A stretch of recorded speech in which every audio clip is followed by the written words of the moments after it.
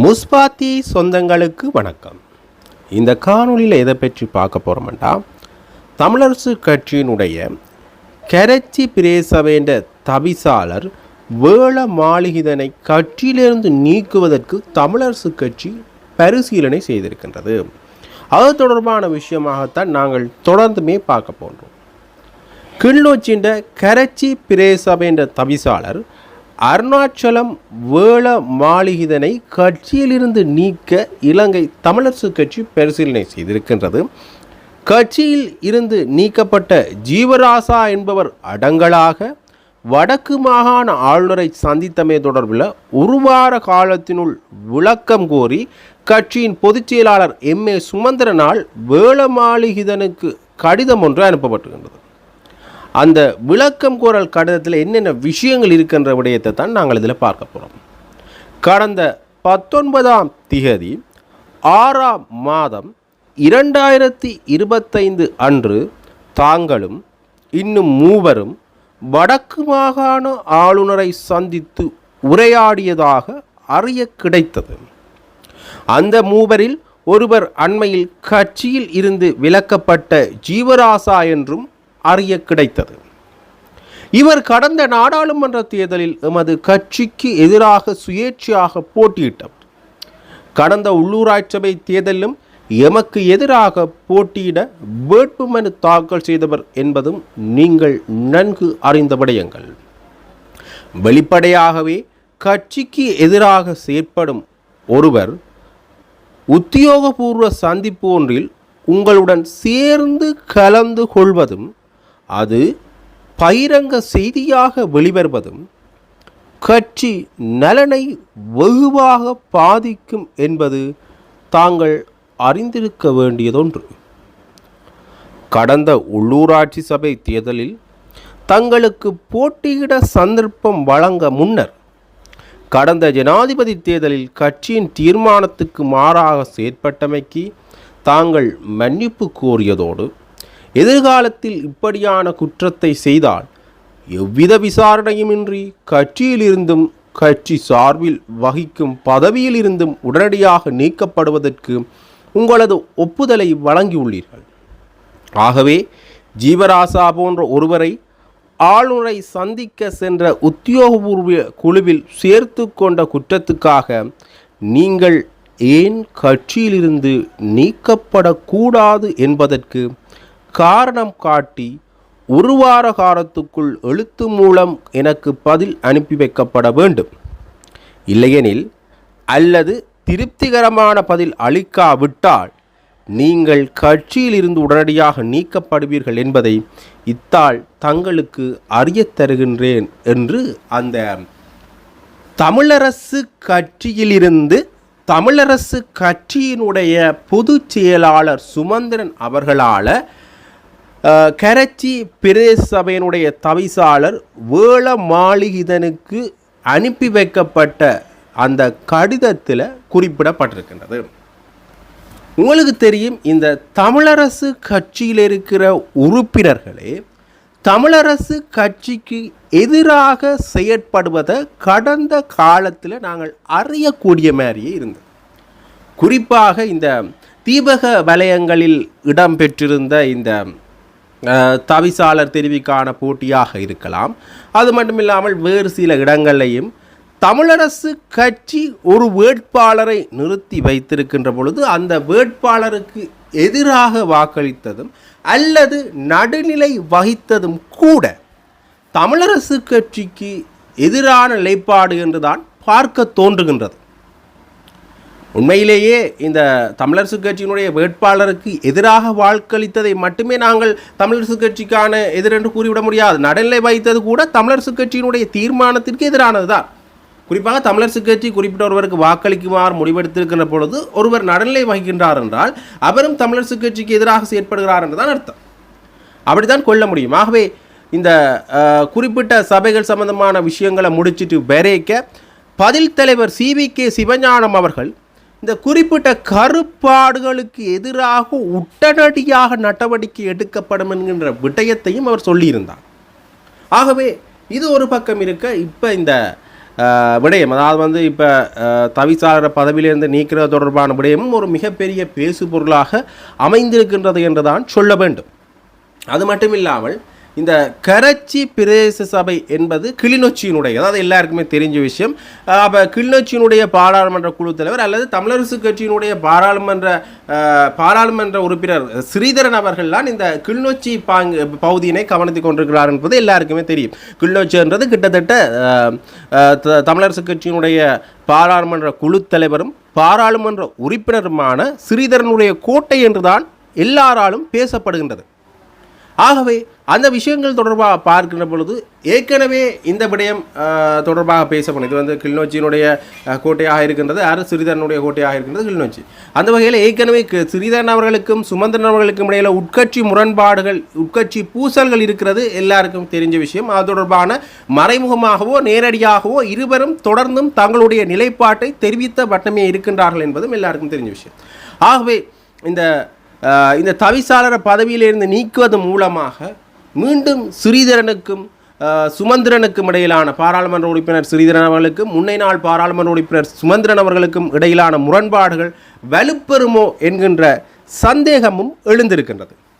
ஆகவே இது தொடர்பான விஷயங்களை நாங்கள் இனி தொடர்ந்து தான் பார்க்க வேண்டும். அது மட்டும் இல்லாமல் இந்த கடிதம் அவருக்கு வழங்கப்பட்டிருக்கின்றது, அவர்கிட்ட இருந்த எந்த ஒரு பதிலும் வழங்கப்படவில்லை. அப்படி பதில் வழங்கப்படாவிட்டாலும் அல்லது அவர்கள் எதிர்பார்த்தவர்கள் அல்லது திருப்தி அளிக்கப்பட்ட பதில் கிடைக்காவிட்டாலும் கூட அவரை பதவியிலேருந்து நீக்கிறதுக்கும் தமிழரசு கட்சியிலேருந்து நீக்கிறதுக்குமான விடயங்களை வந்து அந்த கடிதத்தில் சுமந்திரன் அவர்கள் குறிப்பிட்டிருந்தார்.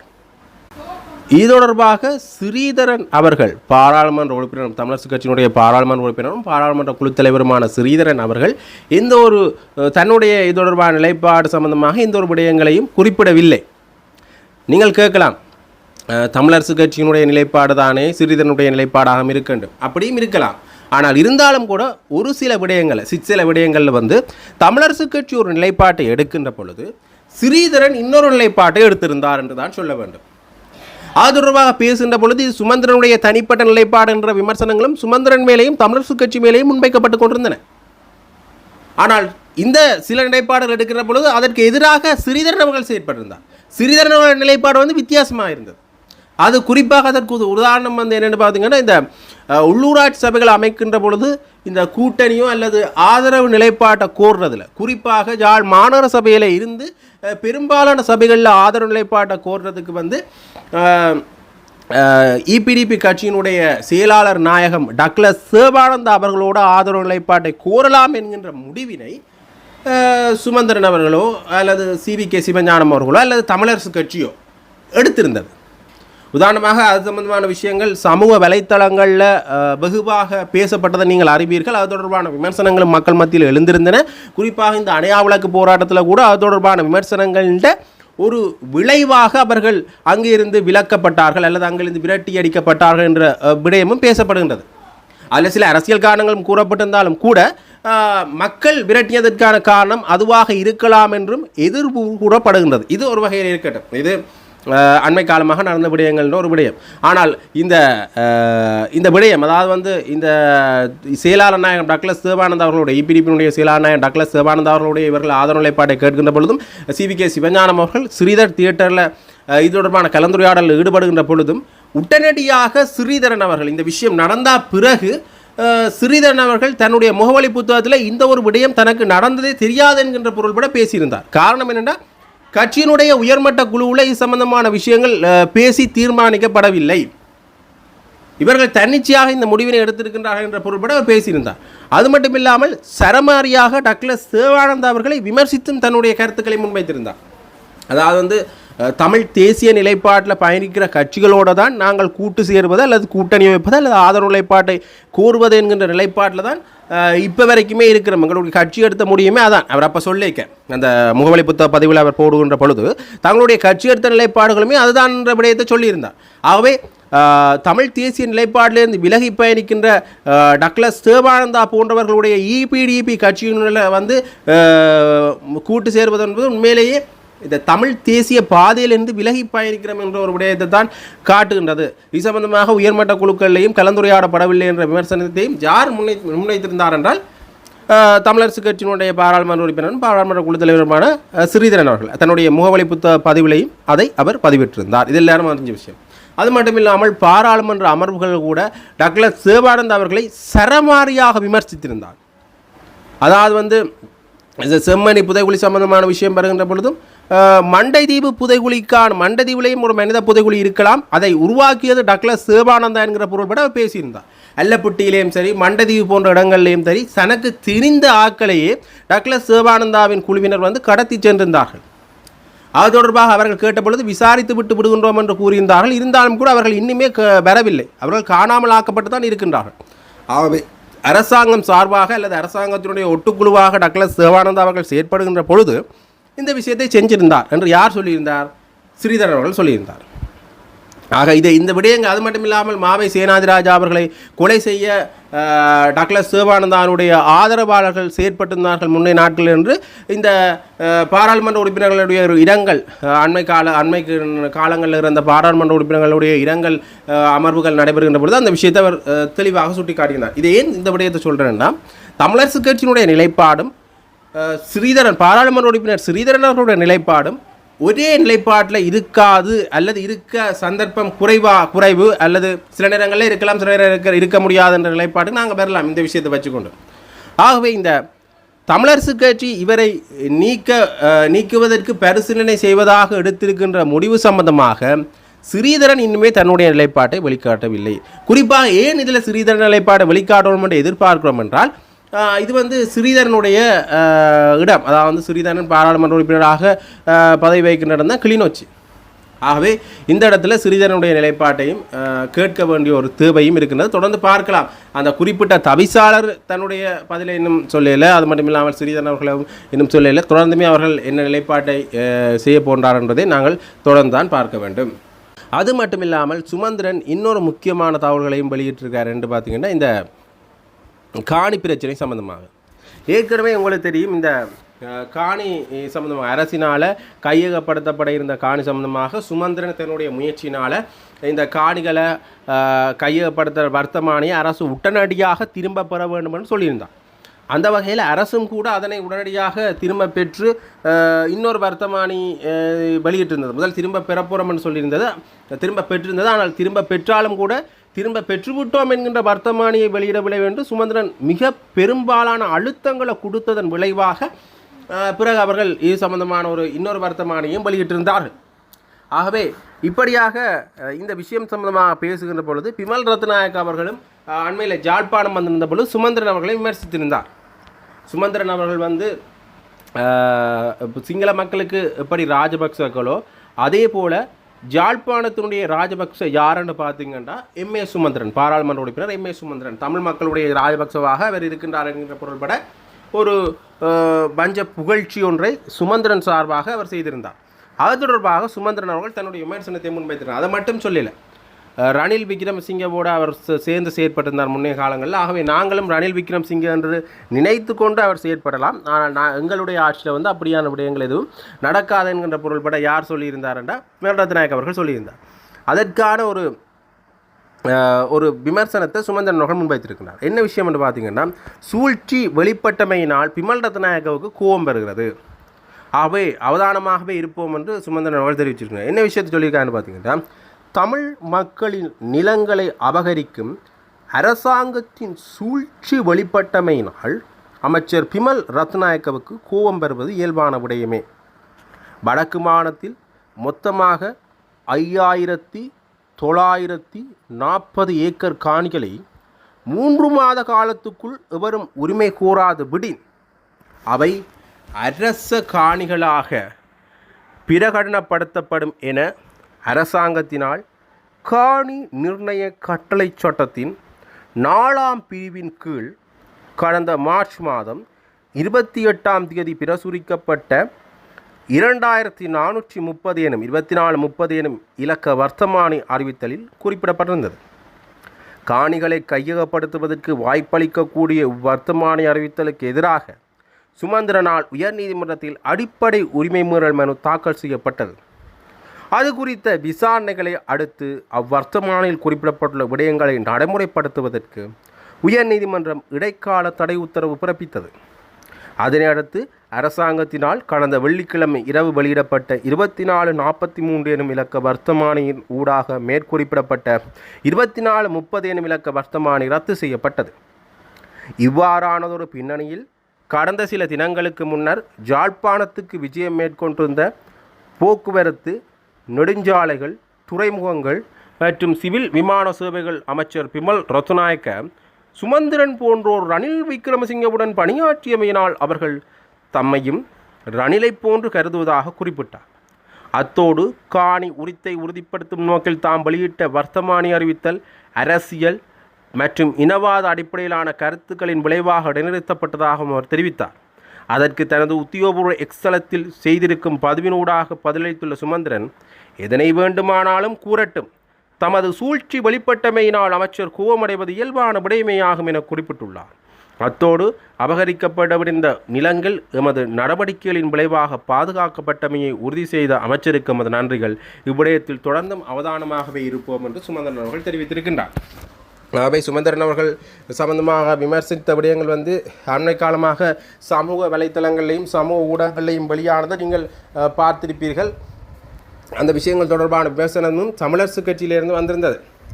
ஆகவே சுமந்திரன் அவர்கள் இதில் நேரடியாக தன்னுடைய விமர்சனத்தை சொல்லியிருக்கின்றார். என்ன விஷயம் என்று பார்த்தீங்கன்னா, இப்படி எங்களுடைய வர்த்தமானி அறிவித்தல் சம்பந்தமான விஷயங்கள் சம்பந்தமாக நாங்கள் சில விஷயங்களை கண்டுபிடித்து விட்டோம், அவர்களுடைய சூழ்ச்சிகளை கண்டுபிடித்து விட்டோம் என்கிறதுக்காகத்தான் இவர்கள் கோவப்படுகின்றார்கள். இது அவர்களுக்கு இயல்பாக விடயம். ஆனால் இதன் மூலமாக என்ன விஷயம் தெரிய வருதுன்றால், எங்களுடைய அழுத்தங்கள் காரணமாகத்தான் நீங்கள் இந்த காணி சம்பந்தமான இந்த வர்த்தமானியை திரும்ப பெற்றிருக்கின்றீர்கள் என்கின்ற விடயங்களை ஒத்துக்கொண்டு விட்டீர்கள். அவர் சொல்கிற பொருளாதான்.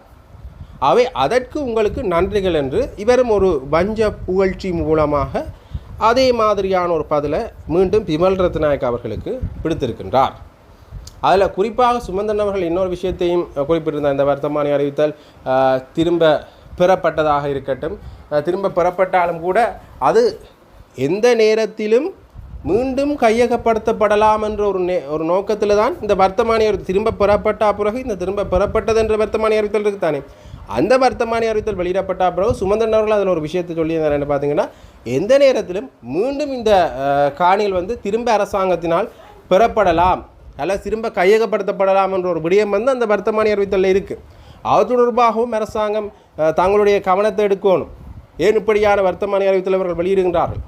ஆகவே இன்னுமே இவர்கள் காணியை கையகப்படுத்தலை அல்ல காணியை சுவீகரிக்கின்ற நடைமுறையில் தான் இருக்கின்றார்களா என்ற விஷயத்தை யார் சொல்லியிருந்தார் என்றால் சுமந்திரன் அவர்கள் சொல்லியிருந்தார்.